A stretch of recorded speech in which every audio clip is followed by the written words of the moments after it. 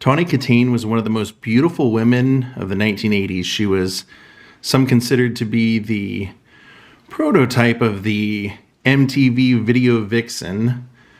She was born and raised in San Diego, California. Her high school sweetheart was guitarist Robin Crosby. He was in a band at the time called Phenomenon, and when they graduated high school, Tawny and Robin decided to move to Los Angeles together. Tawny would end up starting her career by being in commercials for Jack LaLanne's European health spas, and then Robin, guitarist in the band Ratt. Tawny ended up appearing on the cover of Ratt's debut EP, self-titled Ratt 1983, as well as their first full-length album, Out of the Cellar. She was the cover girl of that as well. Now, Robin said they were together for 7 years. She would be making movies during that time. She was inspired to continue acting and would star in Bachelor Party with Tom Hanks and the movie Witchboard. But while they were dating, he said he found out at the end of their relationship that she was having an extramarital affair with a married O.J. Simpson. And he said one night they were in a hotel under a fake name of Mr. and Mrs. Jones, and he got a call on their room phone from a roadie for Ratt saying, O.J. Simpson is running through the hotel looking for Mr. and Mrs. Jones' room. And he said he bolted out of the hotel, went to the airport, and flew off and didn't see Tawny for months after that. Now, she eventually ended her relationship with O.J. Simpson and then was involved with rocker David Coverdale. Now, David Coverdale's band Whitesnake was successful in Europe but had had zero success in the United States. And when they went to make their first music video, even though they had one of the greatest music video directors in the business, he said that the band had basically all been fired by David Coverdale at this point, and all of the musicians that were brought to be in the video, none of them had any charisma together. So he said he was basically left with a bunch of photos of a bunch of guys that had no correlation together. And then he said he was trying to figure out how to fix it, and David Coverdale came to meet him at his home and brought his girlfriend, Tawny Kitaen. And the director, Marty, said, when I saw Tawny Kitaen, I knew she was our answer. So even though Tawny said she did not want to do television, she considered that to kind of be the kiss of death of your career. She was in love with David, and they asked her to do it. And so she said she agreed to do it and would end up basically giving them all the success that they had been seeking. She would be in the first video they released, Still of the Night. This would end up making Whitesnake's album a success. People were buying the record. The song was being played on the radio. Then she was also in the music video for Here I Go Again and Is This Love and The Deeper the Love. So she was doing a lot of stuff during that time. She even ended up marrying David Coverdale from 1989 to 1991. Then she was in a really memorable episode of Seinfeld, and then married former baseball player Chuck Finley. Now, that ended up being something that people would hear about in the media because in 2002, she would be arrested for spousal abuse of Chuck Finley, and within a few days, he would divorce her. So she had had issues throughout her life with DUIs, and even at the end of her life, she was set to go and defend herself for a DUI charge. She had been on The Surreal Life. She had been on Celebrity Rehab with Dr. Drew talking about her substance abuse. So when Tawny Kitaen was found dead by her daughter at the age of 59, it was a real mystery as to what happened. None of us really seemed to see it coming. And I had a friend, Earl Skakel, who had a comedy podcast called the Inappropriate Earl Podcast. And he was friends with Tawny and would have Tawny on as a guest. She was very lovable and very personable, very good interview. She was very happy. And my friend Earl had interviewed Tawny for his podcast with his girlfriend. And Tawny and his girlfriend became great friends and would hang out every other weekend together. So it was a real shock to me, especially when I heard that Tawny passed away. Now, I know Tawny's brother had said that he thought maybe her passing had something to do with depression because her father had passed away a month before, and that he thought that she was depressed over that, but acquired her autopsy report, and we're going to find out what happened to the great Tawny Kitaen. Found her manner of death as natural, but also with heart disease. So it said the place of her death was her home in Newport Beach. Date and time of the death was May 7th, 2021 at 8 a.m. Autopsy date was the 11th of May, so just 5 days later at 9:15. And it says the cause of death is dilated cardiomyopathy, which is a common form of heart disease.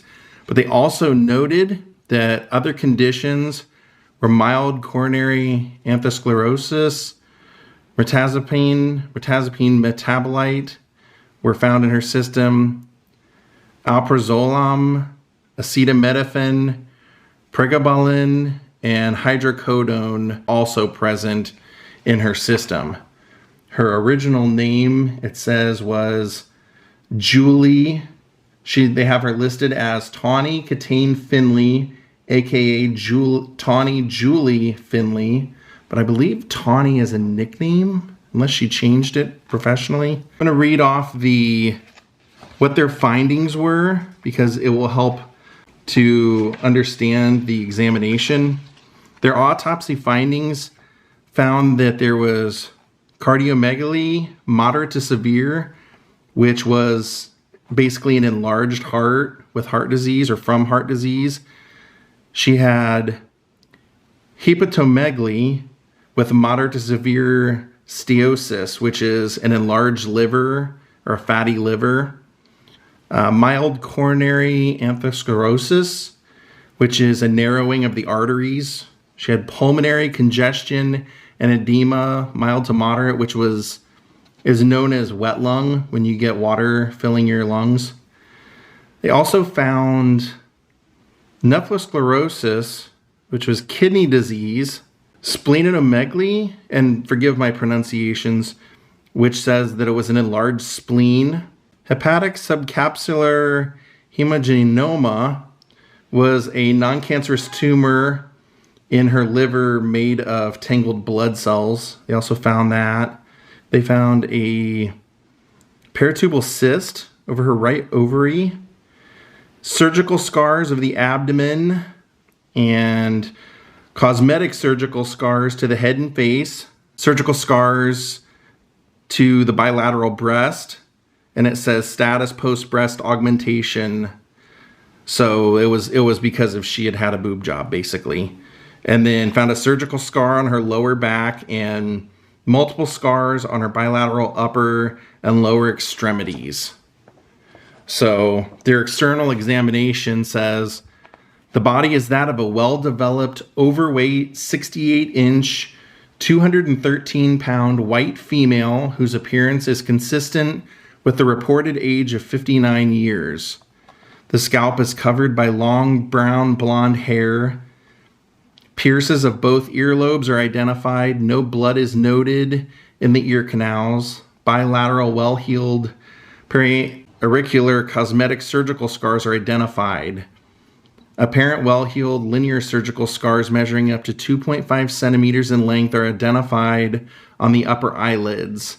The corneas are clear. The conjunctivae are free of petechiae. The eyes are hazel and clear. The nasal septum and nasal bridge are intact and free of deviation or fracture. No nasal septal ulcerations or perforations are identified. The lips and anterior oral mucosa reveal no evidence of trauma. The upper and lower oral frenula are intact. The mouth contains natural dentation and good repair. No dental avulsions or fractures. The breasts are symmetrical and exhibit surgical augmentation. Bilateral surgical breast scars are identified. The scars measure up to 35.5 centimeters in length, bilateral, intact, Mentor brand, silicone-filled, 300cc augmentation devices are encountered on further dissection. The devices are encapsulated with well-developed fibrous pseudocapsules.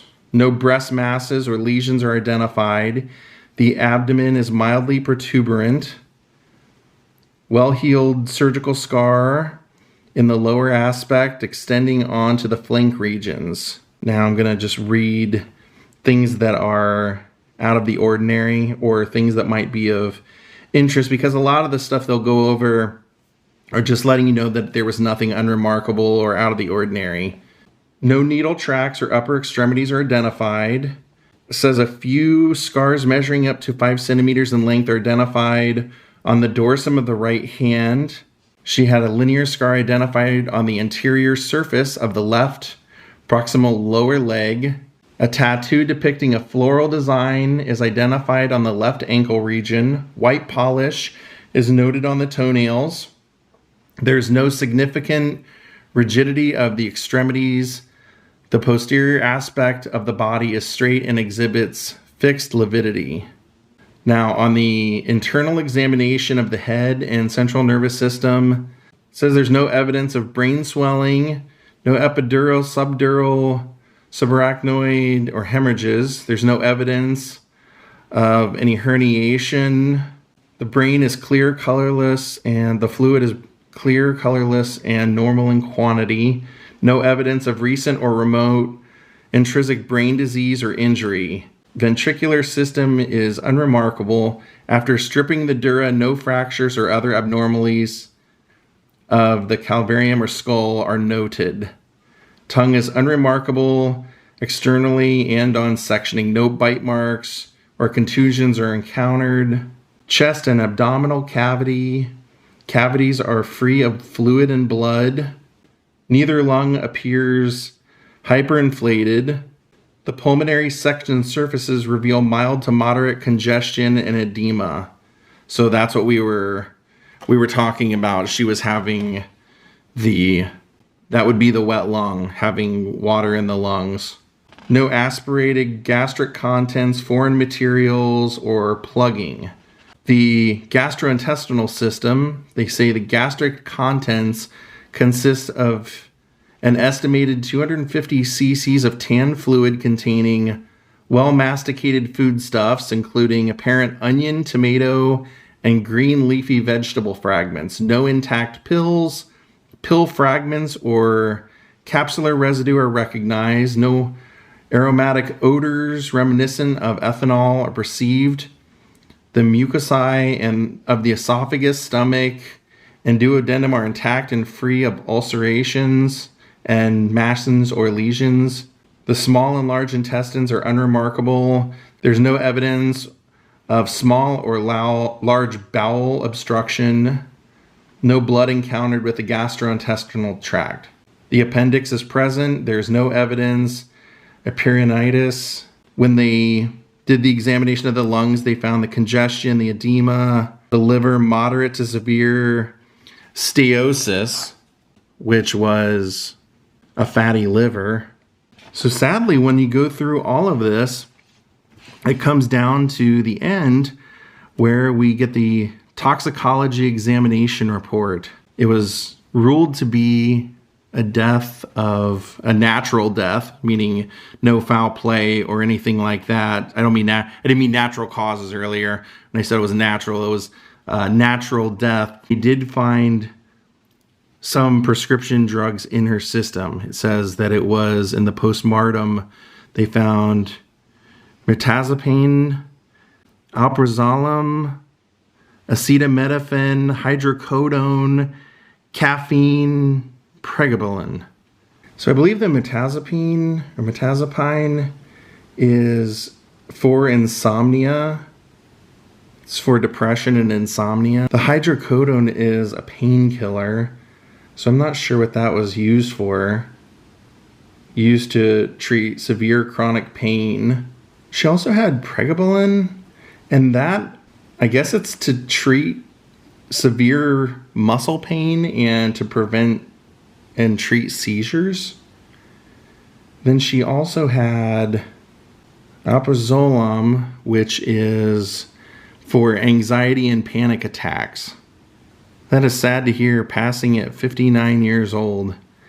Sounds like a lot of it was, what they found were all kind of bad diet. I mean, it's a lot of it, I mean, was kidney disease, enlarged spleen, wet lung, narrowing of the arteries, enlarged fatty liver, and enlarged heart.